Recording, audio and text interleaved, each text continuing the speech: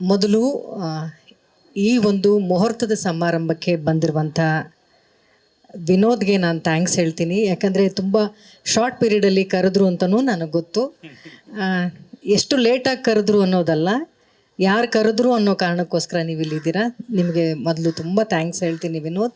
ಹಾಗೆ ನಾಗತಿಹಳ್ಳಿ ಚಂದ್ರಶೇಖರ್ ಸರ್ ಕೂಡ ಬಂದು ಇವತ್ತು ಕ್ಲ್ಯಾಪ್ ಮಾಡಿದ್ದಾರೆ. ಅವ್ರಿಗೂ ಕೂಡ ನಾನು ಪ್ರೀತಿಯಿಂದ ಧನ್ಯವಾದಗಳನ್ನ ತಿಳಿಸ್ತೀನಿ. ಪ್ರತಿಯೊಂದು ಸಿನಿಮಾ ಮುಹೂರ್ತದಕ್ಕಿಂತ ಒಂದು ಸ್ವಲ್ಪ ವಿಶೇಷ ನನಗೆ ಈ ಸಿನಿಮಾ. ನನ್ನ 175ನೇ ಸಿನಿಮಾ ಅನ್ನೋ ಕಾರಣಕ್ಕೆ ನನಗೆ ಹೇಗೆ ಶುರು ಮಾಡಬೇಕು ಅಂತ ಗೊತ್ತಾಗ್ತಾಯಿಲ್ಲ. ಮೊದಲಿಗೆ ನನ್ನನ್ನು ಈ ಚಿತ್ರರಂಗಕ್ಕೆ ಕರ್ಕೊಂಡು ಬಂದಂಥ ಡಾಕ್ಟರ್ ರಾಜ್ಕುಮಾರ್ ಅಪ್ಪಾಜಿ ಅವರಿಗೆ ಮೊದಲು ನಾನು ಥ್ಯಾಂಕ್ಸನ್ನು ಹೇಳ್ತೀನಿ. ಅದಾದಮೇಲೆ ನನ್ನನ್ನು ನಾಯಕಿಯಾಗಿ ಪರಿಚಯ ಮಾಡಿದ್ದು ಶ್ರೀನಿವಾಸ್ ಮೂರ್ತಿ ಅಂಕಲ್, ನಂಬಿದರೆ ನಂಬಿ ಬಿಟ್ಟರೆ ಬಿಡಿ ಈ ಸಿನಿಮಾದಲ್ಲಿ. ಅದಾದಮೇಲೆ ನನಗೊಂದು ಹೆಸರನ್ನು ಕೊಟ್ಟು ಇಷ್ಟು ವರ್ಷಗಳ ಕಾಲ ನಾನು ಇಂಡಸ್ಟ್ರಿಯಲ್ಲಿ ಉಳಿತಾ ಇದ್ದೀನಿ ಅಂದರೆ ಅದು ಒಂದೇ ಒಂದು ಕಾರಣ, ಅದು ದ್ವಾರಕೀಶ್ ಅಣ್ಣ ಮಾಡಿದಂಥ ಶ್ರುತಿ ಸಿನಿಮಾ.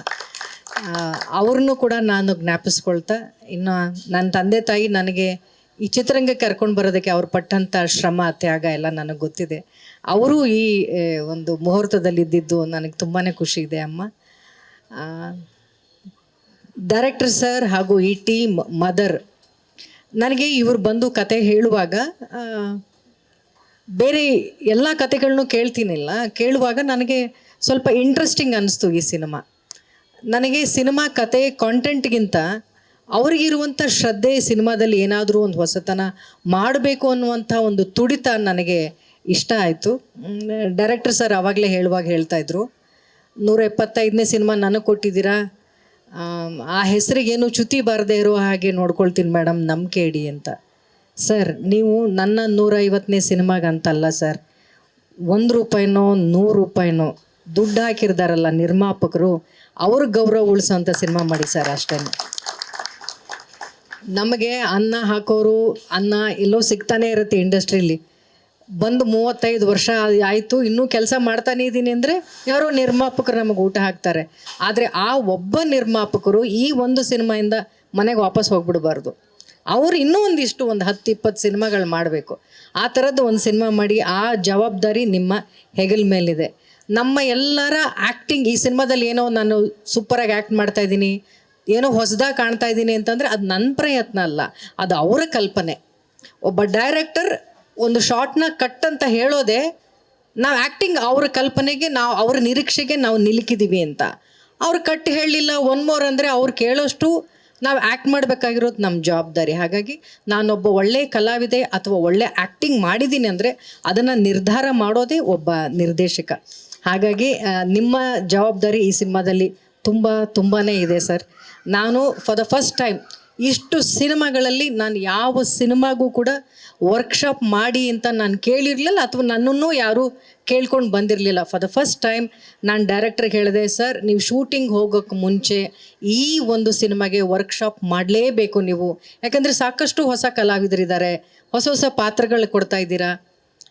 ಒಬ್ಬ ನಿರ್ಮಾಪಕನಿಗೆ ನಾವು ಎಷ್ಟು ಸಾಧ್ಯವೋ ಅಷ್ಟು ಹಾರ್ಡ್ ವರ್ಕ್ನ ನಾವು ಶೂಟಿಂಗ್ ಹೋಗೋಕ್ಕೆ ಮುಂಚೆ ಮಾಡೋಣ ಅಂತ ಕೇಳಿದ್ದೀನಿ. ಎಷ್ಟು ಸರಿ ನಾನು ಅವರು ಒಟ್ಟಿಗೆ ಕೂತ್ಕೊಂಡು ಸ್ಕ್ರಿಪ್ಟನ್ನು ಓದಿದ್ದೀವೋ ನಮಗೆ ಗೊತ್ತಿಲ್ಲ. ನಿಮ್ಮೆಲ್ಲರ ಸಹಕಾರ ಇರಲಿ ಅಷ್ಟೇ. ಡೈರೆಕ್ಟ್ರು ಒಂದು ಒಳ್ಳೆಯ ಸಿನಿಮಾ ಮಾಡಬೇಕು ಅನ್ನುವಂಥ ಒಂದು ತುಡಿತದಲ್ಲಿದ್ದಾರೆ. ನಾನು ಅವರಿಗೆ ಭರವಸೆ ಕೊಡೋದಿಷ್ಟೇ, ಇದುವರೆಗೂ ಕನ್ನಡ ಚಿತ್ರರಂಗದಲ್ಲಿ ಒಳ್ಳೆಯ ಸಿನಿಮಾ ಸೋತಿರುವಂಥ ಇತಿಹಾಸ ತುಂಬ ಕಡಿಮೆ ಇದೆ ಸರ್. ನೀವು ಒಳ್ಳೆ ಸಿನಿಮಾ ಮಾಡಿದ್ರೆ ಖಂಡಿತವಾಗ್ಲೂ ಜನ ಬರ್ತಾರೆ. ಆಮೇಲೆ ಅದಕ್ಕೆ ತಾನಾಗೇ ಪ್ರಚಾರ ಮಾಡ್ಕೊಂಡು ಬಿಡುತ್ತೆ ಒಂದು ಸಿನಿಮಾ.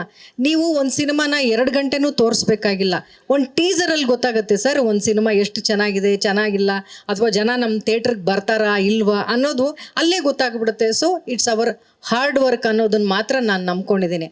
ಅದ್ರ ಮೇಲೆ ಒಳ್ಳೆ ಸಮಯ ಸಿಕ್ಕೋದು, ಒಳ್ಳೆ ಥಿಯೇಟ್ರ್ ಸಿಕ್ಕೋದು, ಆ ಕ್ಯಾರೆಕ್ಟರ್ ತಕ್ಕಂತೆ ಕಲಾವಿದರು ಸಿಗೋದು, ಅದೆಲ್ಲ ಒಂಥರ ಅದೃಷ್ಟ ಥರ. ಅದು ನೀವು ಒಳ್ಳೆ ಕಲಾವಿದರ ತಂಡನ ಆರಿಸ್ಕೊಂಡಿದ್ದೀರಾ, ಒಳ್ಳೆ ನಿರ್ಮಾಪಕರು. ಪಾಪ ಇದುವರೆಗೂ ನಾವು ಒಂದು ಫೋಟೋ ಶೂಟ್ ಮಾಡಿದ್ದೀವಿ, ಅವ್ರನ್ನ ನಾವು ನೋಡಲೇ ಇಲ್ಲ. ಅಂದರೆ ಅಷ್ಟು ನಂಬಿಕೆ ಇದೆ ಅವರಿಗೆ ಡೈರೆಕ್ಟರ್ ಮೇಲೆ. ಅದನ್ನು ಇಡೀ ತಂಡ ಉಳಿಸ್ಕೊಳ್ಳುವಂಥ ಜವಾಬ್ದಾರಿ ಇದೆ ಅಂತ ನಾನು ಹೇಳ್ತೀನಿ.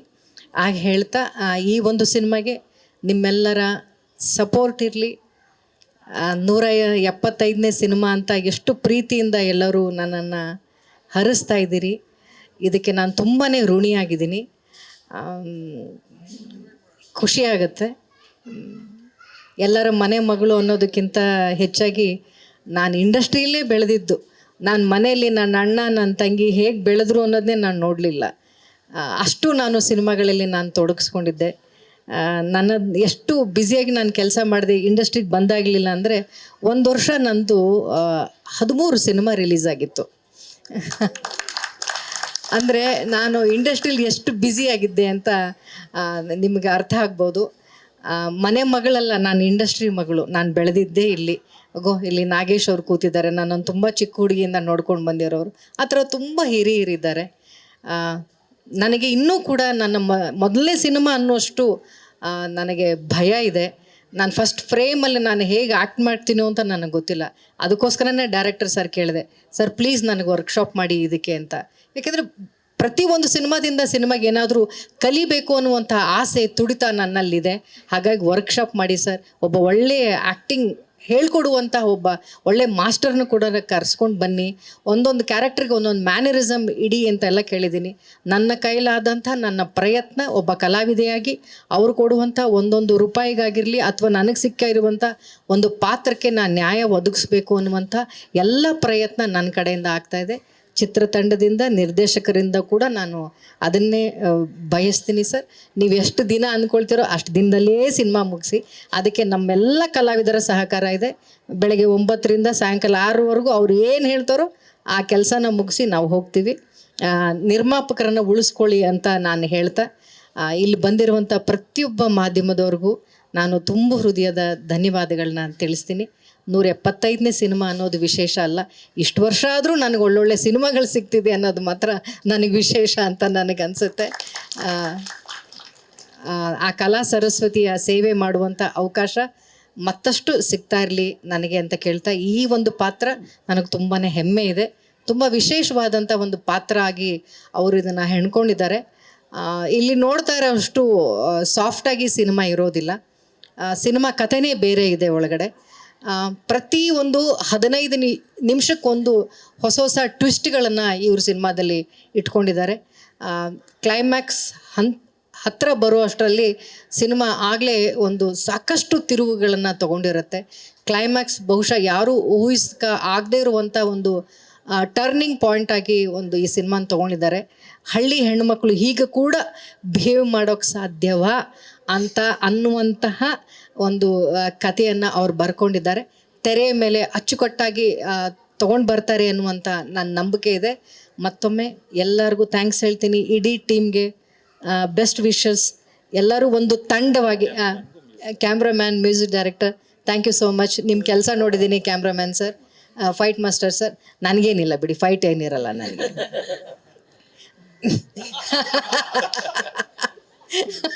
ಏನಿರಲ್ಲ ಅಂತ ಮಾದೇವ ಅಲ್ಲಿ ಸೀರೆ ಹಾಕೊಂಡು ಇಲ್ಲಿ ಗೊತ್ತಿರೋದು ನನಗೆ.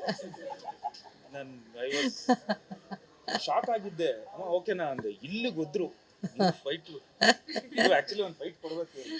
ಆಕ್ಚುಲಿ ಇದೆ, ಸುಮ್ಮನೆ ಹೇಳ್ಬಾರ್ದು ಅಂತ ಹೇಳಿರ್ಲಿಲ್ಲ. ಸೊ ತಂಡವಾಗಿ ಎಲ್ಲರೂ ಕೆಲಸ ಯಾರ್ದೋ ಈ ಸಿನಿಮಾ ಅನ್ನೋದು ಇಂಡಿವಿಜುವಲ್ ಆಗಿ ಯಾರೋ ಒಬ್ರದ್ದು ಸ್ಕೋರ್ ಆಗೋದಿಲ್ಲ. ಒಂದು ಟೀಮ್ ಗೆಲ್ಲಬೇಕು ಅಂದರೆ ಪ್ರತಿಯೊಬ್ಬ ಬ್ಯಾಟ್ಸ್ಮನ್ನು ಚೆನ್ನಾಗಿ ಆಟ ಆಡಲೇಬೇಕು. ಆವಾಗ ಮಾತ್ರ ಒಂದು ತಂಡ ಗೆಲ್ಲೋದಕ್ಕೆ ಸಾಧ್ಯ.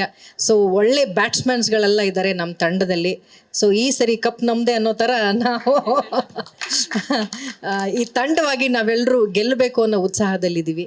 ನಿಮ್ಮೆಲ್ಲರ ಹಾರೈಕೆ, ಸಪೋರ್ಟ್ ಸದಾ ಹೀಗೆ ಇರಲಿ. ಇಡೀ ಚಿತ್ರರಂಗಕ್ಕೆ ನನಗೆ ಅವಕಾಶ ಕೊಟ್ಟಂಥ ಪ್ರತಿಯೊಬ್ಬ ನಿರ್ದೇಶಕರಿಗೆ, ನಿರ್ಮಾಪಕರಿಗೆ, ನನ್ನ ಜೊತೆ ಕೆಲಸ ಮಾಡಿದಂಥ ಪ್ರತಿಯೊಬ್ಬ ಕಲಾವಿದರಿಗೆ, ದೊಡ್ಡ ದೊಡ್ಡ ಕಲಾವಿದರಿಗೆ ಎಲ್ಲರಿಗೂ ನಾನು ತುಂಬ ಋಣಿಯಾಗಿದ್ದೀನಿ ಅಂತ ಕೇಳ್ಕೊಳ್ತೀನಿ. Thank you so much. Thank you.